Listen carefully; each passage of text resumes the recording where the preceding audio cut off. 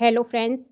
आज हम आपको बताएंगे सीटेट एनसीईआरटी ईवीएस में जो क्वेश्चन आते हैं आपके सीटेट के लिए बहुत ही इम्पोर्टेंट क्वेश्चन जो एनसीईआरटी के निचोड़ है। एनसीईआरटी का जो निचोड़ है वो हम आपको इस वीडियो के माध्यम से पूरा कराने वाले हैं। तो फ्रेंड्स, अगर आप चैनल पर नए हैं तो चैनल को एक बार सब्सक्राइब जरूर देखें और वीडियो को बिना स्किप किए हुए लास्ट तक जरूर देखें। ये वीडियो आपके लिए बहुत ही इम्पोर्टेंट होने वाली है। इसमें पूरा जो 15 क्वेश्चंस हैं आपके वो यहीं से बनने वाले हैं। तो फ्रेंड्स, चलिए स्टार्ट करते हैं।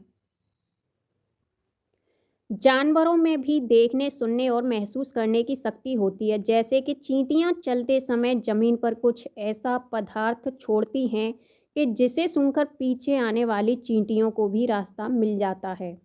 नेक्स्ट है मच्छर हमारे शरीर की गंध, खासकर जैसे कि पैरों के तलवों की गंध, इसे सूंघकर ही हमें ढूंढ लेते हैं। और मच्छर हमारे शरीर की गर्मी से भी हमें ढूंढ लेते हैं। नेक्स्ट है सड़कों पर कुत्तों की जो जगह होती है वो आपस में बटी हुई होती है। अगर एक कुत्ता जो होता है उसके इलाके में बाहर से कुत्ता आया हुआ होता है तो वो उसे पहचान लेते हैं। और एक कुत्ता दूसरे कुत्ते के जो मल मूत्र की गंध होती है उससे पहचान लेता है कि उसके इलाके में बाहर से कुत्ते आए हुए हैं। नेक्स्ट पॉइंट है रेशम का कीड़ा। जो रेशम का कीड़ा होता है वो अपनी मादा को उसकी गंध से कई किलोमीटर दूर से ही पहचान लेता है। अब हम बताते हैं आपको पंछियों के बारे में। ज़्यादातर पंछियों की जो आँखें हैं उनके शरीर के दोनों तरफ होती हैं। पंछी एक ही समय में दो अलग अलग चीज़ों में नज़र रख सकते हैं। जब यह बिल्कुल सामने देखते हैं तब इनकी दोनों आँखें एक ही चीज़ पर होती हैं। और ज़्यादातर पंछियों की आँखों की पुतली घूम नहीं सकती। वे अपनी गर्दन हिलाकर या घुमाकर ही आपस में चीज़ों को देखते हैं। पंछी जब दोनों आँखें एक ही चीज़ पर केंद्रित करते हैं तो उन्हें चीज़ की दूरी का भी एहसास होता है। जब पंछी अपनी दोनों आँखें अलग अलग चीज़ों पर केंद्रित करते हैं तो उनका जो देखने का दायरा होता है वो बढ़ जाता है। चील, बाज और गिद्ध हमसे 4 गुना ज़्यादा देख सकते हैं। यानी जो चील, बाज और गिद्ध हैं वो मनुष्य से 4 गुना ज़्यादा देख सकते हैं। आमतौर पर माना जाता है कि दिन में जागने वाले जानवर कुछ रंग देख पाते हैं और रात में जागने वाले जानवर हर चीज़ को सफ़ेद और काली ही देख पाते हैं।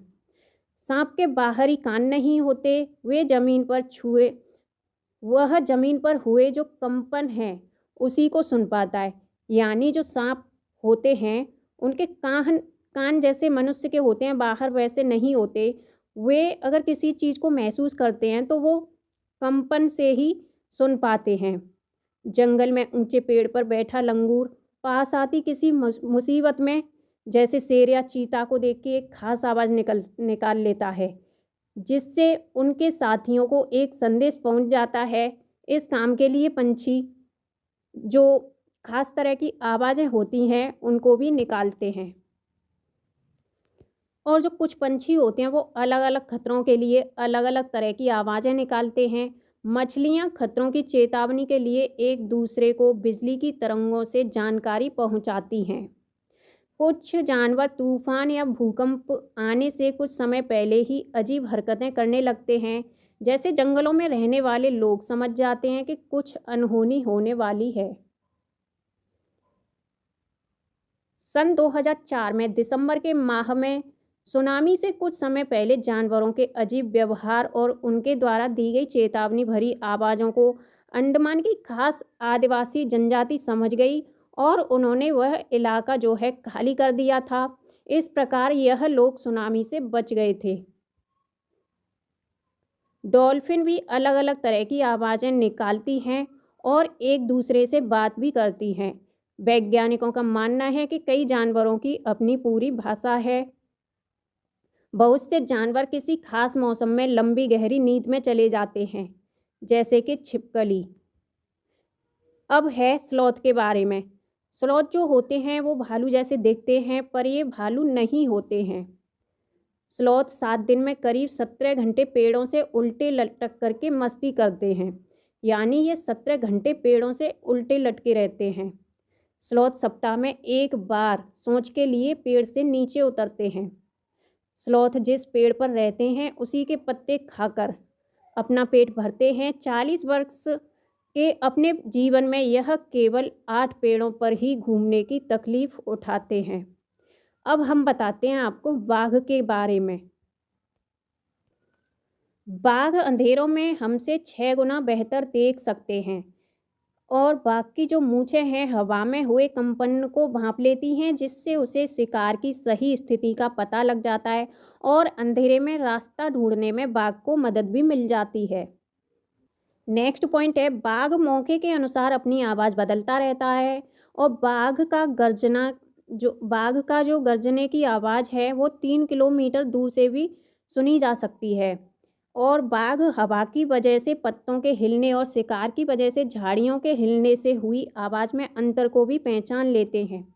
बाघ के दोनों कान बाहर की आवाज़ों को अच्छे से सुनने के लिए अलग अलग दिशाओं में बहुत ज़्यादा घूम सकते हैं। जिम कॉर्बेट जो नेशनल पार्क है वो उत्तराखंड में है। घना पंछी बिहार राजस्थान के भरतपुर जिले में है। सपेरों को कौलबेलिया भी कहते हैं। नाग गुम्फन ऐसे डिजाइन रंगोली, कढ़ाई और दीवारों को सजाने के लिए सौराष्ट्र, गुजरात और दक्षिण भारत में प्रयोग किए जाते हैं। कालबेलिया जो नाच है उसमें सांप जैसी मुद्राएं होती हैं। नेक्स्ट है तुम्बा, खंजरी, बीन आदि जो सूखी लौकी होती है उससे बनाए जाते हैं। क्वेश्चन आपके इस तरह के बनते हैं कि बीन किससे बनाया जाता है, तो बीन जो है वो सपेरों के लिए सूखी लौकी से बनाए जाते हैं। हमारे देश में पाए जाने वाले सांपों में केवल 4 तरह के सांप ही जहरीले होते हैं। इनके नाम है नाग, करेंत, दुबोइया और वफाई। नेक्स्ट है, सांप जब किसी को काटते हैं तो उनके 2 खोखले जहर वाले दांत से दूसरे व्यक्ति या जानवर के शरीर में चला जाता है। सांप के द्वारा काटे हुए व्यक्ति को सीरम नाम की दवा दी जाती है, जो सांप के ही जहर से बनाई जाती है। यानी किसी व्यक्ति को सांप काट जाए तो उसके लिए सीरम नाम की दवा दी जाती है, जो कि सांप के जहर से ही बनी हुई होती है। उड़ीसा के कालाहांडी जिले में सबसे अधिक चावल पैदा किया जाता है। अब हम कुछ आपको मिलान बताने वाले हैं, जैसे कि दूध का क्या करते हैं, हम एक कटोरी में डाल के पानी के बर्तन में रखते हैं या फिर गीले कपड़े में लपेट कर रखते हैं, या फिर हम उसे उबाल के संरक्षित करते हैं या फिर खुले में रखते हैं नमी से बचा के। तो हम दूध को उबाल के प्रिजर्व करते हैं यानी संरक्षित करते हैं। नेक्स्ट है पके हुए चावल। तो पके हुए चावल को हम क्या करते हैं, एक कटोरी में डालकर पानी के बर्तन में रखते हैं या फिर गीले कपड़े में लपेट के या फिर उबाल के या खुले में रखते हैं। तो पके हुए चावल को हम पानी के बर्तन में रखते हैं। अब है हरा धनिया। हरे धनिया को गीले कपड़े में लपेट के रखते हैं और प्याज और लहसुन को हम खुले में रखते हैं और नमी से बचा के रखते हैं। अब है आपका नेक्स्ट पॉइंट, आत्रेयपुरम जिला आंध्र प्रदेश में स्थित है। भारत के विभिन्न प्रांतों में आम पापड़ को अलग अलग नाम से पहचाना और पुकारा जाता है, जैसे हिंदी में अमावट, बंगाली में आमसोटो, असम में आमटा, तेलुगु में मामिड़ी तंद्रा, मराठी में अम्बावड़ी। स्वाद और पाचन के बारे में अब हम आपको बताते हैं। हमारे जो पेट का टेम्परेचर है वो 30 डिग्री सेंटीग्रेड होता है और हमारे पेट में पाए जाने वाला जो रस है वो अम्लीय होता है। सबसे ज़्यादा भारत में जो है चावल का उत्पादन उड़ीसा के कालाहांडी ज़िले में होता है। उड़ीसा में इतने अधिक चावल उत्पादन के बावजूद भी वहाँ के लोग बहुत से गरीब हैं। मुस्लिम कपड़े को छानने में जो है वो यूज करते हैं, यानी मुसलमान कपड़े को छानने के लिए ज़्यादा यूज करते हैं। कांच के जार या बोतल में अचार रखने से पहले अच्छी तरह से उसे सुखाया जाता है ताकि उसमें नमी रह न जाए, वरना अचार खराब भी हो जाएगा। पिचर प्लांट को नेफेंथीज भी कहते हैं। पिचर प्लांट एक विशेष प्रकार की गंध को छोड़ के कीड़ों को आकर्षित करता है और फिर उनका शिकार भी कर लेता है। बेलक्रो यानी बेलक्रो सैंडल में खुरदरा सा हिस्सा होता है जिसको पहनने के बाद चिपकाया जाता है। इसका आविष्कार जॉर्ज दे मेस्ट्रल ने 1948 में किया था। उनको यह विचार कांटों वाले बीज से आया था। पौधे घूम नहीं सकते, एक बार वे एक ही जगह पे रहते हैं, परंतु उनके बीज लंबी यात्रा करते रहते हैं। अब है पौधों के जो बीज हैं वो कपड़ों में चिपककर और पानी में बहकर भी यात्रा करते हैं। सोयाबीन की फली पकने पर फूट जाती है और उनसे सोयाबीन के बीज निकल आते हैं। हरी मिर्च, टमाटर और आलू दक्षिण अमेरिका से आए हैं। पत्ता गोभी और मटर यूरोप से आए हैं। कॉफ़ी बीन्स और भिंडी अफ्रीका से आए हैं। गड़ीसर झील राजस्थान के जैसलमेर में है। नेक्स्ट है, यहाँ उस घाट पर एक स्कूल हुआ करता था। जैसलमेर में 9 झीलें थी जो एक बड़ी झील से पानी बरसने पर भर जाती थी। जैसलमेर में बहुत कम बारिश होती है, साल में 1 या 2 बार, और कभी-कभी तो साल में 1 भी बार बारिश नहीं होती। जैसलमेर में जब झीलें पानी से भर जाती थीं तो लोग उत्सव मनाते थे और उनकी पूजा भी किया करते थे। जैसे उत्तराखंड में नई दुल्हन की पूजा की जाती है, उसी तरह से जैसलमेर के लोग जो हैं उत्सव मनाया करते थे। अब हम आपको बताते हैं जो कुएं और झीलों के सूखने के कारण हैं वो सब।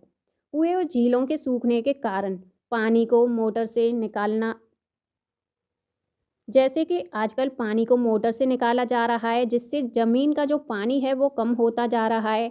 अब झीलों में भी कमी हो रही है, जहाँ पहले वर्षा का पानी इकट्ठा हो जाता था और पेड़ों के चारों तरफ पार्कों में मिट्टी को सीमेंट से ढक ढक दिया जा रहा है, जिससे वर्षा का पानी ज़मीन में नहीं पहुँच पाता है। 1986 में जोधपुर और उसके आसपास बारिश नहीं हुई। फिर लोगों को ध्यान आया कि वहाँ एक पुराना कुआं या बावली है। लोगों ने पैसे इकट्ठे किए और लगभग 200 ट्रक कूड़ा निकाला और लोगों को वहाँ पानी भी मिल गया। प्यासे जोधपुर को बावली से पानी मिला। कुछ सालों बाद वहाँ अच्छी वर्षा भी हुई और बावली को लोग फिर भूल गए। अलबुर अलबरूनी जो है हजारों साल पहले उज्बेकिस्तान से भारत में आया हुआ था। अलबरूनी ने भारत में आकर सभी चीज़ों को ध्यान से समझा और जाना कि यहाँ के लोग तालाब बनाने की कला को जानते हैं और वह बड़े-बड़े पत्थर और लोहे के चबूतरे झीलों के किनारों पर बनाते हैं। अलबरूनी ने सारी बात को विस्तृत रूप से लिखा और यह सारी बातें 1973 में मिली। एक स्टंप पर लिखी हुई थी जो अलबरूनी के जन्म के 1000 साल बाद मिला हुआ था। मृत सागर का पानी सबसे ज़्यादा खारा होता है।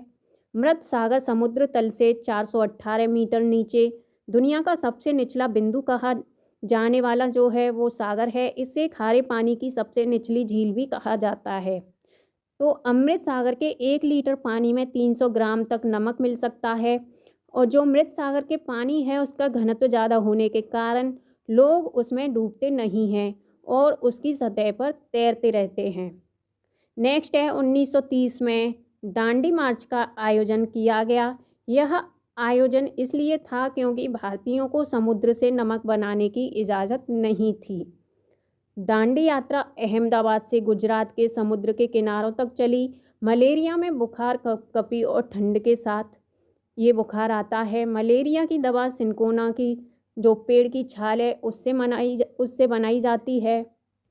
लोहा या आयरन हमें गुड़, आंवला और बहुत सी हरे पत्ते वाली सब्जियों से मिलता है। मक्खियों से कई तरह की बीमारियां होती हैं। एल्गी या शैवाल एक तरह के जो हैं जलीय पौधे होते हैं जो बरसात के मौसम में होता है। रोनाल्ड रॉस ने सबसे पहले बताया कि मलेरिया मच्छरों से फैलता है। मलेरिया एक कोशिका वाले पैरासाइट्स परजीवी से होता है जिसे प्लाज्मोडियम भी कहते हैं।